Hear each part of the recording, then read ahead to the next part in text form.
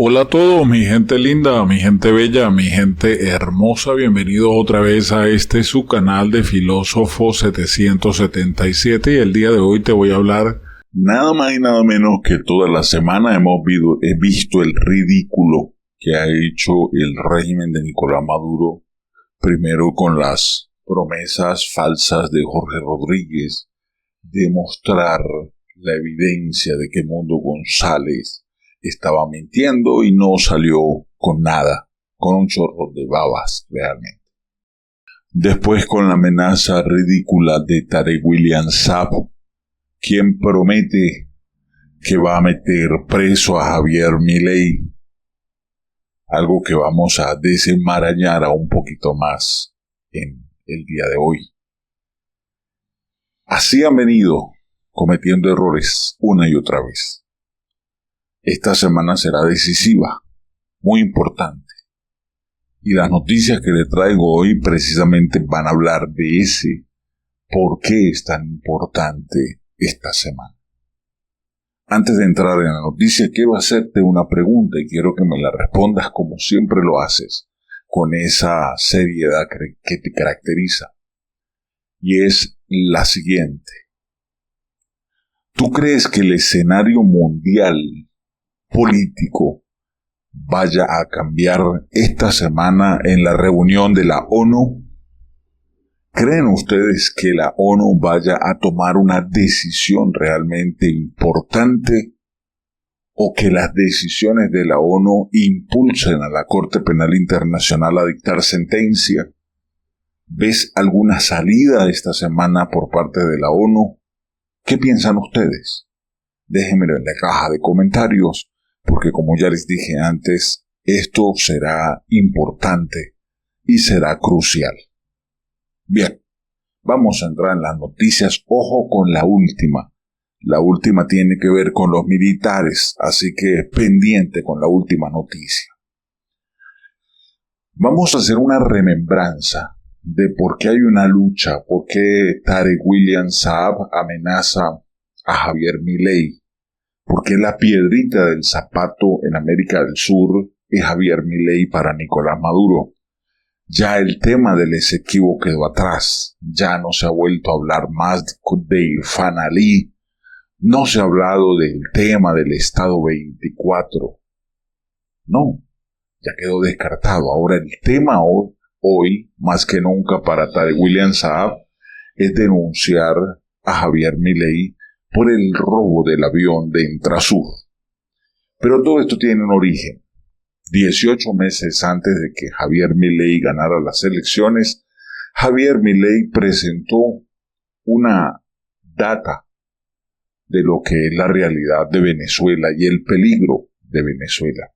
Presten atención a este programa donde Javier Milei menciona el tema. A Lugo, a Lula, a Dilma Rousseff, a Bachelet, todos los que nombró, todos han sido parte del Foro de San Pablo.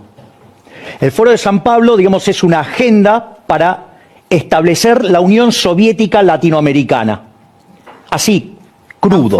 Claro. Entonces, que él diga eso es tremendo, porque aparte esa agenda tiene 3 etapas. Ejemplo, donde más claro se ve es en Venezuela. Argentina estaría pisando el paso de la segunda a la tercera, que es cuando empiezan las expropiaciones y todo ese tipo de cosas. Por eso, digamos, no es al azar lo que pasó con Vicentín, no es al azar lo que pasa con Edesur. ¿Y por qué es grave? Por los resultados que vos tuviste en Venezuela. Venezuela era un país que tenía cada habitante $1 millón abajo de los pies en petróleo. ¿Sí? Hace 6 años que no para de caer y perdió 70% del PBI. No solo eso, tiene 96% de pobres, tiene 79% de indigentes, viven con un salario de $0,72, o sea, 72 centavos de dólar por día. ¿Sí? Pero eso sí, lograron la igualdad, son todos igualmente pobres. Sí. Ahora, lo que quiero decir, esa es la agenda, es decir, el problema del virus lo repotenció en ese lugar. Y acá, digamos, yo les tiro la pelota a ustedes. ¿Qué ustedes creen que va a pasar el día que estalle la crisis? Porque ahí vamos a tener claramente la jefa y estará del otro lado el periodismo racional o se van a meter atrás de la pollera de la jefa. ¿Me dejas que te incorpore algo? Que nada, puede ser una intuición o una deducción. ¿Vos sabés que creo, Javier, que ellos se han dado cuenta que Venezuela no puede ser un puerto a donde llegar, porque no van a tener nada que repartir? A mí me está llamando mucho la atención cómo incluso lo empiezan a comprar como esperanza, como salida, tomen nota, partes del establishment, a la relación y cómo la pintan, cómo lo dibujan, cómo la describen. La relación Máximo Kirchner-Sergio Massa. ¿Por qué? Porque, si ves, hay algunos relatos que plantean un Máximo Kirchner más parecido al padre, un Máximo Kirchner más racional, que se puede sentar a comer un bife con grandes empresarios de la Argentina en la semiclandestinidad. Digo, en la semiclandestinidad, tómese esto como un juego de la cuarentena, porque teóricamente... No se podría salir. Digo que hay una percepción que más que ir a Venezuela hay un sector del kirchnerismo que quisiera retroceder a Santa Cruz, quisiera el modelo santacruceño para la Argentina. Bueno, digo, no terminó muy bien ese modelo porque la provincia está volcada. Obviamente. Pero no solamente eso, pero a ver. Pero que... Bien, como lo escucharon, señoras y señores, ahí estaba Javier Milei explicando de manera clara y contundente lo que significaba el Foro de Sao Paulo, el peligro que representa para la América la creación de una Unión Socialista rusa, pero en el continente americano, como el empobrecimiento de Venezuela, donde cada venezolano en la Cuarta República tenía $1 millón por venezolano bajo la planta de sus pies, una metáfora que hablaba precisamente de esa riqueza que teníamos y no lo sabíamos cuando éramos felices. Sin embargo, él data y dice, bueno, ¿qué consiguió el régimen? Un empobrecimiento de tantos centavos por venezolano.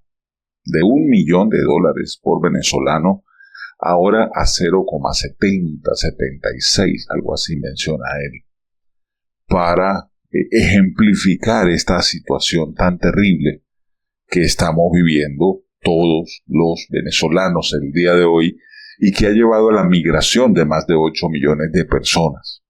El mundo lo sabe. El mundo sabe que de permanecer Nicolás Maduro en el poder, más de 8 millones de venezolanos saldrían del país. Y no solo eso, sino que sería la diáspora más larga, porque mientras más se perpetúe en el poder Nicolás Maduro, cada año serán millones y millones de venezolanos los que se vayan, hasta que finalmente les quede la patria solo a los chavistas maurristas, solo a ese 3 millones que votó por Nicolás Maduro. Quedarían todas las tierras para ellos, pero quedarían también sumergidos en una corrupción galopante, mientras que el resto del mundo tendría que recibir a más de 20 y pico de millones de venezolanos. Sí, 27, 28 millones de venezolanos diseminados en el mundo, porque hacia allá es lo que se proyecta de permanecer Nicolás Maduro en el poder. Por eso digo que esta pelea no se ha acabado. Esta pelea está casada desde hace mucho tiempo, se había perpetuado, pero ahora va a llegar a un punto límite, y ese punto límite es del que vamos a hablar el día de hoy. Quiero que ustedes presten atención a las palabras del presidente de Panamá, el presidente Mulino, quien dice que fue invitado a la reunión extraordinaria esta semana de las Naciones Unidas, y donde él va a tener una participación importante. Presten atención.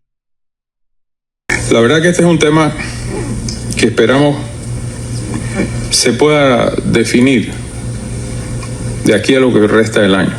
No digo solucionar, definir ya con claridad, porque el principal alimento hacia el problema es la crisis venezolana, que será otro tema que abordaré en el foro de Naciones Unidas y en algunos paneles a los que me han invitado junto a otros colegas de la región.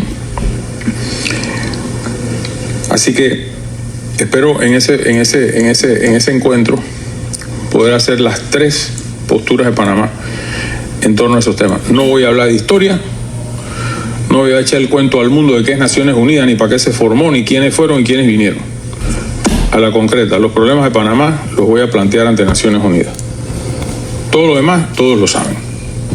Bien, nótese que el presidente Mulino, presidente de Panamá, explica que él va a plantear el problema que hay. Primero, el problema de la selva de Darién, de la migración venezolana a través de la selva de Darién y la crisis de Venezuela durante la Asamblea General de las Naciones Unidas. Me llamó mucho la atención el hecho que él dijera: yo no pienso hablar de historia. Yo no pienso ir a hablar de antecedentes de la ONU, de las funciones de la ONU, de la respuesta. No. Yo no voy a perder tiempo. Yo voy a ir directo al grano y voy a llevar 3 planteamientos para salir de allí no con soluciones. No, vamos a salir de allí de una vez con directrices, que es una cosa muy distinta. De allí hay que salir. Bueno, ustedes no quieren resolver el problema. Ustedes se van a hacer los de la vista gorda y le van a seguir dando largas al asunto.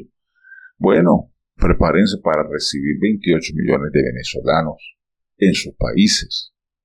Prepárense para cosas bestiales, porque así como se van venezolanos buenos, también se van a ir criminales.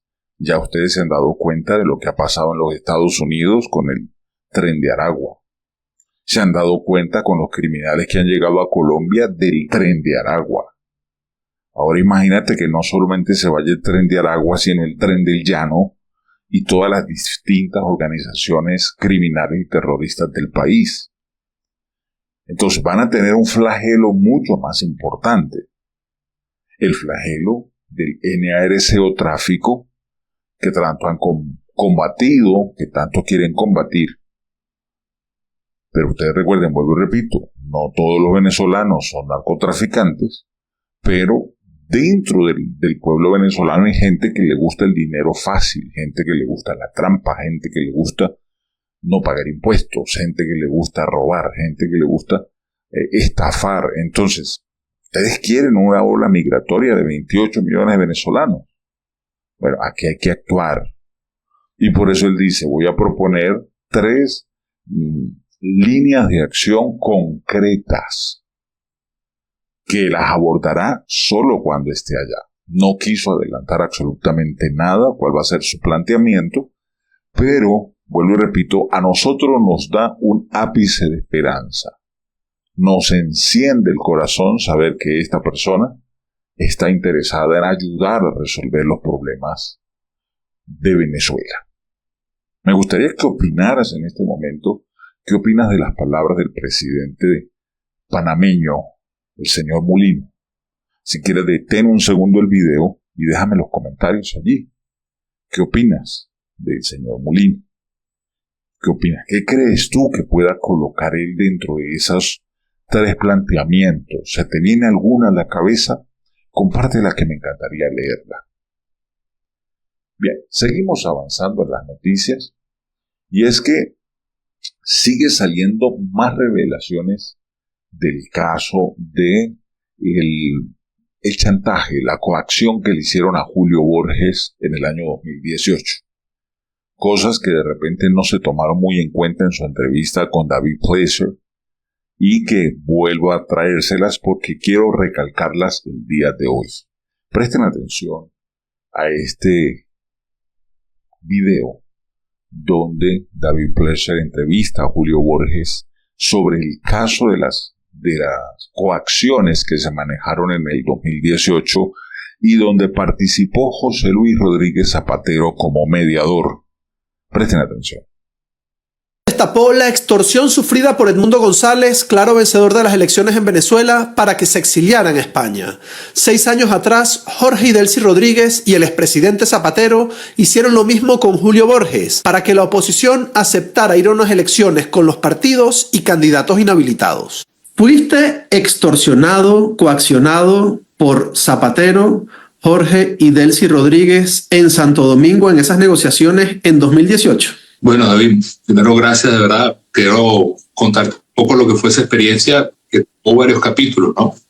Lo primero es que tuvimos una negociación que por primera vez era internacional en el caso venezolano, porque era fuera de Venezuela, iba a estar un presidente que en este momento era el presidente de República Dominicana, su canciller, el canciller de Chile, de México, de Bolivia, de Nicaragua y un representante del Caribe, y el mediador fue la figura de Zapatero. Ahora, ese proceso duró muchos meses y lo que estaba en juego en esa negociación era, comenzaba en el 2017, las elecciones del 2018, es decir, las últimas presidenciales, las previas presidenciales. La lógica nuestra fue que como todavía no había sanciones europeas, había un incentivo para el régimen de aceptar ciertas condiciones electorales, ir a unas elecciones competitivas y evitar el tema de las sanciones europeas. Y comenzó ese proceso de negociación. Pero lo que fue increíble es que durante todos esos meses de haber comenzado con ciertas cosas, las fuimos perdiendo. Por ejemplo, los partidos entraron legales a la negociación. A la mitad de la negociación, todos los partidos estaban ilegalizados. Una cosa absolutamente loca.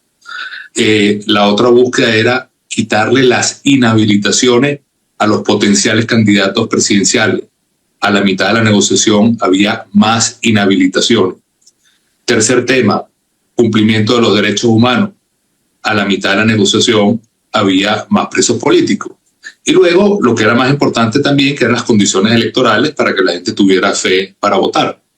Todo el proceso se fue degradando en estos meses y los países se fueron retirando porque de algo que comenzó muy solemne, se terminó siendo una especie de decadencia total. Ya en el momento de firmar, tomé la decisión, prácticamente yo, porque no había consenso en eso, de no firmar. Estaba todo listo y la decisión fue no firmar. Y a partir de allí se desató una represión sobre mi persona y sobre mi equipo que no ha terminado. Y yendo a tu pregunta concretamente, hubo represión, hubo coacción, hubo amenaza de estos tres personajes, Zapatero, Delcy Rodríguez y Jorge Rodríguez, que al final Zapatero pasó de ser, en teoría, mediador a ser simplemente un gestor de los intereses de Maduro. Zapatero te amenazó. ¿Cómo? ¿Qué te dijo? Mira, en la medida en que se fueron retirando durante los últimos meses, el embajador, el canciller de Chile, a quien lo humillaron, por ejemplo, Jorge Rodríguez, llegó a decir en una plenaria, este es un viejo de mierda, al canciller de Chile. Delante del canciller. Delante del canciller, además que era socialista. Por ejemplo, llegó a decir, esos hijos de la Unión Europea más nunca van a volver a Venezuela como observadores internacionales, y estaba Zapatero, que de alguna manera representaba a España y Europa. Entonces es un juego de una agresividad brutal que cuando se van a retirar ya durante la siguiente semana los cancilleres y todo el mundo, nos fuimos quedando totalmente atrapados con Jorge Rodríguez, Delcy Rodríguez y Zapatero. Y cuando yo me negué a firmar, fueron 3 días de una enorme presión donde era, vas a ir preso, vamos a ir contra tu familia. Zapatero particularmente decía, tú no has visto mi peor cara. Si ustedes no firman, ustedes van a ver lo que les va a pasar. ¿Por qué? Porque para ellos era fundamental que se lograra ese acuerdo y legitimar a Maduro en el 2018. El hecho de no haber firmado les derrumbó completamente el plan que ellos tenían, que era volver a unas elecciones medianamente legítimas. Y a partir de la no firma hubo la no participación de nosotros en la oposición y Maduro quedó deslegitimado a partir del año 2018 y después vino el reconocimiento de la Asamblea Nacional. Entonces para ellos ha sido muy costoso. Vinieron más sanciones, vino más presión, vino más deslegitimación y en mi caso han venido 5 órdenes de cárcel, me quitaron mi casa en Caracas, donde vivía con mi esposa y mis hijos. Lamentablemente gente alrededor como Fernando Albán fue asesinada y distintas personas que trabajaban conmigo fueron o a la cárcel o les quitaron también su casa.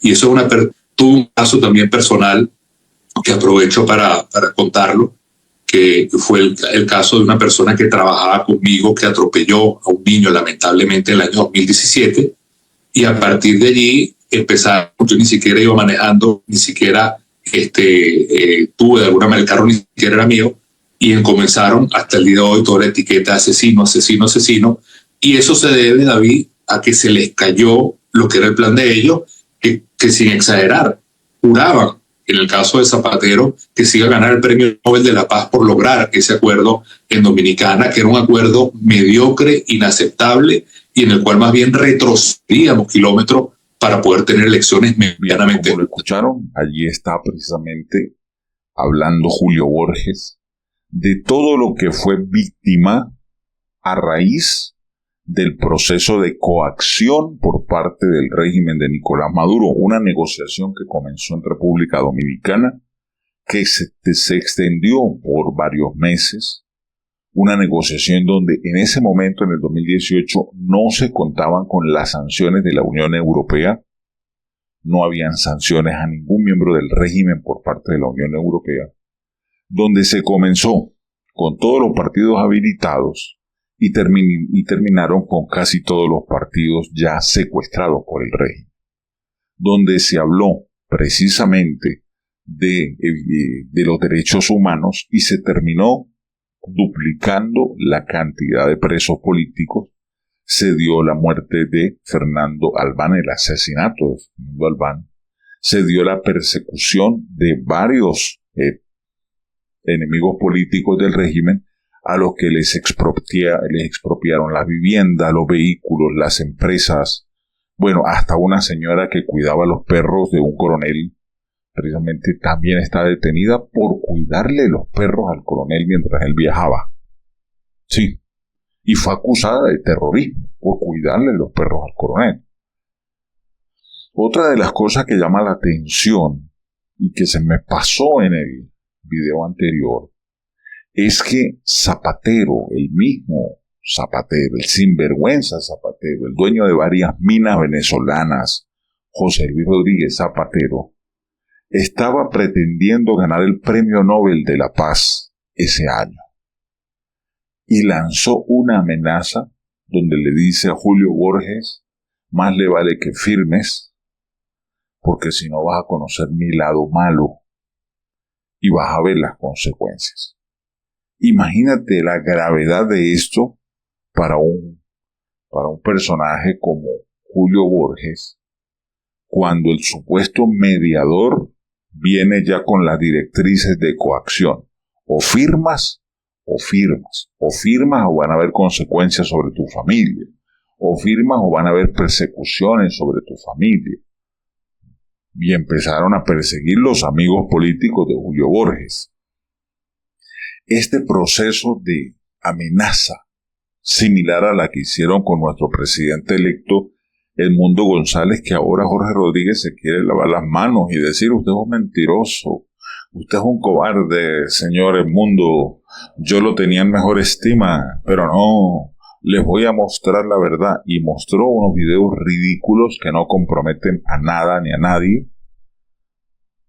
Lo que hizo fue precisamente el ridículo desde la A hasta la Z, donde dijo que le había cambiado la voz al principal negociador para que no lo reconocieran, y ya nosotros lo reconocimos, ya se lo publiqué en un video, quién era el personaje nefasto que convenció a Edmundo González de que se fuera de Venezuela, o de lo contrario, el régimen iba a encarcelar a su hija, iba a encarcelar a su yerno, iba a secuestrar a los niños, la pareja que tienen, de niños que tienen la hija Mariana de Edmundo González. Iba a haber repercusiones contra su esposa. Entonces, esa coacción de la que habla Julio Borges es la misma de la que ha mencionado Edmundo González, con la diferencia de que Edmundo González no culpa al mediador porque considera que el mediador es un supuesto exdiputado de Primero Justicia, muy amigo del chavismo, cuyo hermano hizo plata con los dólares de Cadiví y fue presidente del Banco Industrial de Venezuela en la época de Chávez. Entonces todo esto ha salido ya, le has escupido en la cara Ellos pensaban, no, Jorge Rodríguez cambiándole la voz nadie se va a dar cuenta. No, ya nosotros supimos inclusive en el avión que llegó, cuando llegó en los primeros días de septiembre, cuando fue a visitar al Mundo González a la Embajada de Países Bajos para convencerlo a que se fuera a la Embajada de España, que está allí a pocos metros de la Embajada de Países Bajos. Aun cuando el embajador de Países Bajos le suplicó que no se fuera, el mediador tuvo tanta verborrea y tanta palabra para convencerlo porque iba a ser más fácil negociar desde la residencia del embajador español. Allí se planificó la encerrona, allí Pedro Sánchez sale diciendo vamos a respetar al héroe venezolano, lo vamos a defender, lo vamos a apoyar. Esto le dio una luz de esperanza al Mundo González, toma la decisión de irse a la embajada española y allí comienza la coacción. Es cuando llegan las visitas de Jorge Rodríguez y Delcy Rodríguez, que estaba sancionada y que no podía pisar la embajada española. Sin embargo, no solamente entró una vez, sino entró varias veces mientras redactaban el documento, mientras corregían el documento, una y otra vez. Por fin, bajo coacción, lo hacen firmar y sale el Mundo González, pensando el régimen que con la salida del Mundo González el proyecto se acababa. No, el proyecto continúa. Porque el Mundo González sale prometiéndoles que no va a ser un presidente de papel, que se va a quedar quieto. Por eso fue que el primer mensaje que envió Nicolás Maduro fue: señor Mundo González, señor embajador, le deseo lo mejor en su nueva vida. Porque ellos se creyeron también el cuento. Bueno, él se va a ir, se va a quedar allá en el silencio. En España se va a callar la boca. Pues no, resulta que sale y precisamente empieza a reunirse con expresidentes españoles, a buscar aliados de la Unión Europea. La Unión Europea lo respalda, lo nombra presidente legítimo de Venezuela. El Congreso español fue el primero en nombrarlo como presidente legítimo en Europa. El Congreso de Colombia, otros países, el Congreso de República Dominicana, el Congreso de Costa Rica, todos empezaron a apoyar al Mundo González Urrutia y a declararlo el presidente electo de Venezuela. De ahí vienen una serie de reuniones que van a desencadenar algo muy positivo, teniendo presente que hay un apoyo mayoritario de congresos de distintos países del mundo y de presidentes que ya reconocen a Mundo González como presidente. Esta semana se va a realizar una nueva asamblea de la Organización de las Naciones Unidas. Es la 79ª Asamblea General de la ONU.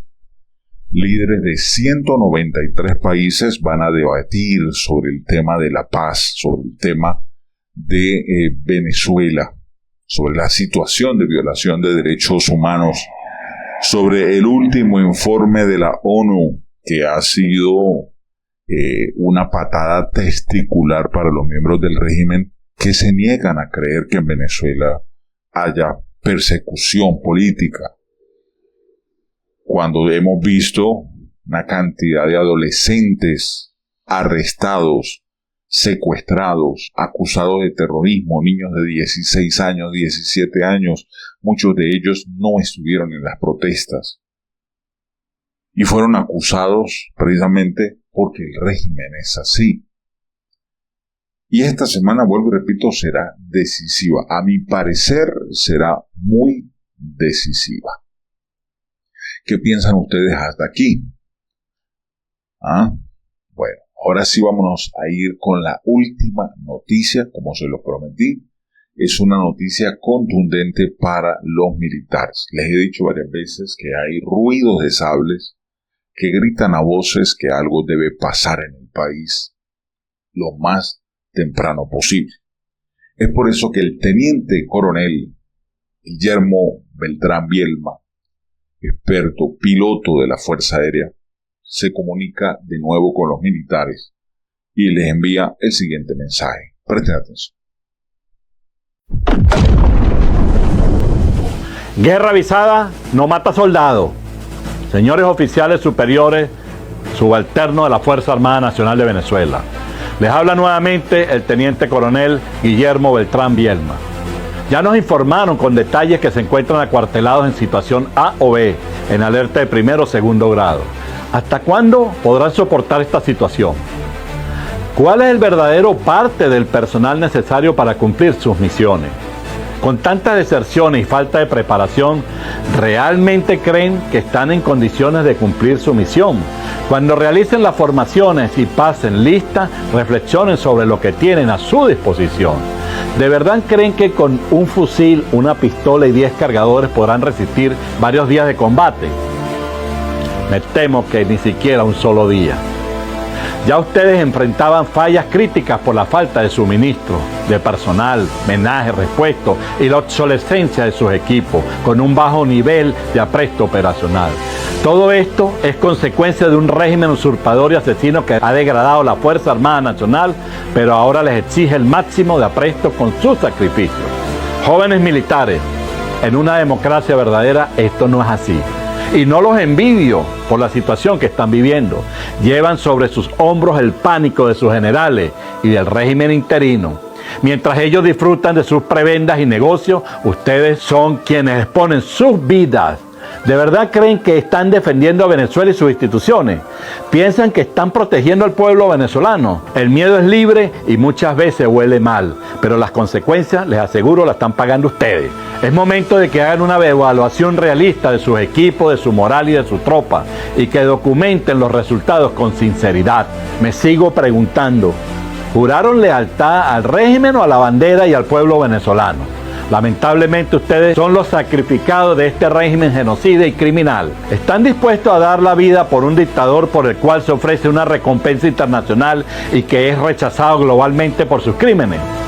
¿Entregarán ustedes sus vidas por generales que son conocidos mundialmente como integrantes del cartel de los soles? Por cierto, la mayoría están en las listas ante la Corte Penal Internacional. ¿Dejarán ustedes atrás a sus familias, hijos, para defender a estos criminales? ¿No se han dado cuenta de que los tratan como ganado y además en contra de la voluntad del pueblo venezolano? Entiendo que han sido adoctrinados, amenazados y esclavizados durante los últimos 20 años. Pero no puedo excusarlos por el precio que están pagando y seguirán pagando mientras se hunden cada vez más. Ustedes y sus familias saben que democráticamente la mayoría votó por un cambio. Sin embargo, están apoyando la trampa que ha montado su criminal dictador usurpador, junto a los generales que no quieren perder sus privilegios. Es responsabilidad de los familiares, amigos, esposas e hijos hacer que estos mensajes lleguen a los oídos de los uniformados. A ustedes, oficiales superiores y subalternos, les puede costar muy caro y más aún cuando hoy en día los parlamentos del mundo se siguen reuniendo para el reconocimiento de su nuevo comandante jefe y presidente electo, embajador Edmundo González Urrutia. Hoy en Venezuela portar una insignia de sol que alguna vez representó la majestad del grado de general es un motivo de vergüenza. Prefiero ser un oficial con estrellas en mi rango, pero con honor, que un general lleno de soles, adulante y traidor, y peor aún, integrante del cartel de los soles. Lamentándolo por ustedes, teniente coronel Guillermo Beltrán Bielma. Bien, yo creo que el hombre está hablando de manera muy clara y contundente a los militares y le dicen, ¿ustedes creen que un fusil, una pistola y 10 cargadores van a ser suficientes para lo que se les va a venir? ¿Ustedes creen que están en la capacidad operativa para resistir lo que se les viene? Porque de que se les viene, se les viene. Recuerden que el comandante Guillermo Beltrán Bielma, piloto de la Fuerza Aérea, está trabajando hombro a hombro y codo a codo junto al comisario Iván Simonovic y junto a Eric Prince, que por cierto, hay una TikToker que ha salido por allí a hablar pestes. Es tanto el miedo del régimen que la han contratado a ella para hablar pestes. La creadora de contenido Chiqui Carpintero, a través de TikTok, hizo un video hablando de que Eric Prince nadie le prestaba atención, que la empresa iba a pique, que su economía está mal y que por eso busca ahora plata a los venezolanos, que los venezolanos son unos bolsas donándole a un fracasado como Eric Prince, que en una operación en Irak cometieron el error y asesinaron a 16 inocentes. O sea, la tipa se inventa un diálogo para tratar de dañar la imagen de Eric Prince, como si eso afectara la realidad, como si eso afectara el hecho de que la gente sigue donando, las personas siguen donando. Cada vez más se incrementa el número de donaciones, cada vez más los ingresos de Eric Prince siguen en aumento para recolectar el dinero que se necesita para la operación Libertad.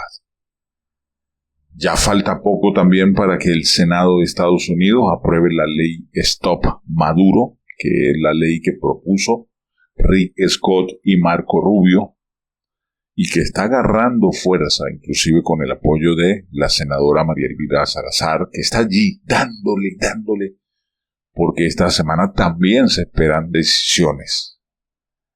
Esa decisión de ponerle precio a Maduro a 100 millones y que los 100 millones no va a salir del dinero de los contribuyentes norteamericanos, sino del Fondo de Recuperación Económica que fue creado por el titán del norte, Donald Trump, y que fue el poquito que quedó de los millones que se gastó Juan Guaidó y que no sirvieron para nada, que no hizo absolutamente nada. Bueno, enriquecer a la familia Guaidó, pero ese es otro tema. El caso es que esta creadora de contenido pagada por el régimen comparte un video que solamente ella se cree.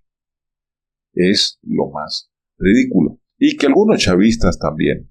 Pero esta semana lo hemos visto los shows que han hecho, ya les he compartido a ustedes los escenarios falsos que ha creado inclusive Freddy Bernal, el asesino criminal del Táchira, que creó Rafael Lacaba, que crearon en Caracas, que crearon también en Maracaibo, donde muestran los shows de los 1000 ancianos actuando, porque ahora si Eric Prince viene a Venezuela, no va a salir vivo. Bueno, ya lo he dicho antes, no va a salir vivo, va a salir millonario.